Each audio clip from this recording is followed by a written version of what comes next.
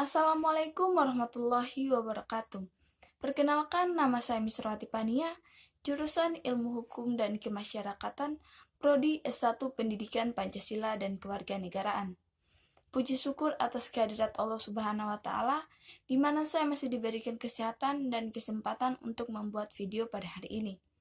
Tujuan saya membuat video ini adalah untuk memenuhi tugas mata kuliah Pendidikan Kewarganegaraan dari Bapak Roni Lukum, SPD, MSc. Untuk mempersingkat waktu, marilah kita simak pemaparan materi analisis SWOT. Saya mengangkat tema tentang pembatasan sosial berskala besar dan pemberlakuan pembatasan kebijakan masyarakat PPKM terhadap dampak ekonomi di tengah upaya menekan laju pandemi COVID-19. Yang pertama adalah analisis SWOT tentang kekuatan. Kekuatan adalah poin internal dan positif dari perusahaan. Ini adalah hal-hal yang berada dalam kendali perusahaan, bagaimana kekuatan mampu mengambil keuntungan dari sebuah peluang. Melihat data dari BPS terkait dampak aspek ekonomi, maka kebijakan PSBB dan PPKM yang diterapkan di antara ialah peran serta masyarakat dan komitmen untuk menjalankan kebijakan ini dengan baik, yang bertujuan untuk menekan laju perkembangan virus yang telah jenis varian yang berbahaya. Dengan membatasi kegiatan yang membuat orang berkerumun, tentunya dapat mencegah dan menghindari dari penyebaran virus, sehingga jumlah korban dapat dikendalikan dan langkah pemulihan dapat segera terwujud, serta aktivitas ekonomi dapat kembali normal. Kemudian, analisis SWOT yang kedua adalah kelemahan. Kelemahan adalah faktor negatif yang mengurangi kekuatan perusahaan. Ini adalah hal-hal yang mungkin perlu ditingkatkan agar menjadi lebih kompetitif. Bagaimana cara mengatasi kelemahan? Yaitu dengan menekan keuntungan. Peran pengawasan sangat penting dalam menjalankan kebijakan PPKM ini. Konsistensi dan pengawasan menjadi dua hal positif dari kelemahan. Sehingga jika ini terjadi, maka potensi tidak tercapainya tujuan kebijakan PPKM akan semakin besar. Untuk itu diperlukan kerjasama dan koordinasi antara berbagai pihak agar kebijakan ini dapat berjalan sesuai rencana.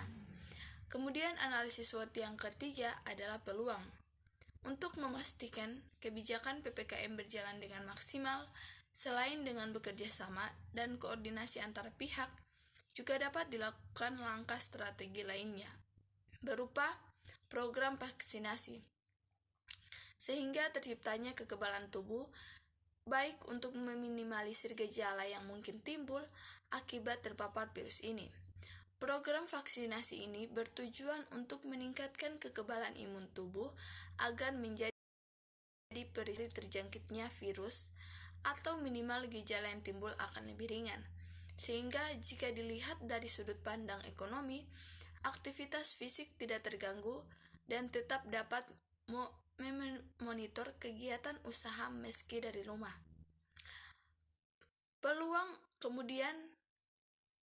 Peluang adalah faktor eksternal dalam lingkungan bisnis yang cenderung berkontribusi pada kesuksesan bisnis. Kemudian analisis SWOT yang terakhir, yaitu ancaman. Ancaman adalah faktor eksternal yang tidak dapat dikendalikan.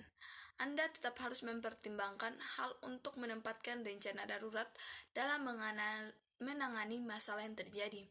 Bagaimana cara mengatasi kelemahan yang mampu membuat ancaman menjadi nyata atau menciptakan ancaman baru. Dari kebijakan PPKM ini, ancaman terletak pada kepatuhan masyarakat dalam menjalankan kebijakan yang telah dicanangkan pemerintah. Jika masyarakat patuh, maka kebijakan PPKM ini akan berhasil dan pandemi bisa teratasi.